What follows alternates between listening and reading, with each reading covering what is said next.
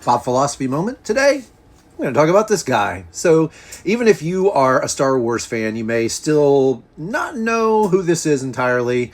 So, for all of us massive dorks out there, this is from the Star Wars Rogue One movie, and this guy's name is Chirrut Imwe. I know, you learned that 5 times fast. So, Chirrut Imwe was... he worked at the Jedi Temple, right? But he was not a Jedi. I would say, after having seen Rogue One multiple times, that there's probably nobody who wanted to be a Jedi more than Chirrut Imwe. He was blind, so that's a fun fact. But he also had the ability to, fight with his stick and defend himself. And, I mean, he was a pretty amazing character. It's hard to identify my favorite character from Rogue One, but he takes a turn every now and then. So anyway, he was a Jedi. He was not a Jedi, but he did work at the Jedi Temple.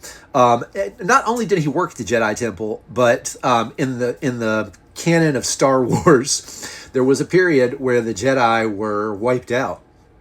And he kept working at the Jedi Temple even after the Jedi were gone. And so I guess you could call him a true believer of the Force, but not a Jedi. So I'm talking about Chirrut today, and I actually keep Chirrut right in front of me on my desk.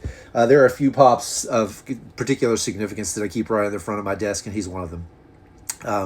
Because Chirrut reminds me that, first of all, there is value in commitment, right? So Chirrut Imwe, very committed to his, he actually had a job in the temple. He was there as kind of like a temple guard. I know it's not, if real Star Wars dork knows that he was not a Jedi temple guard, but go with me on this. So he basically worked at the temple. And when even after everybody else was gone, he stayed behind. He stayed at his post. He kept believing. He was always there, even when there was no there to be at. So there is value in that kind of commitment.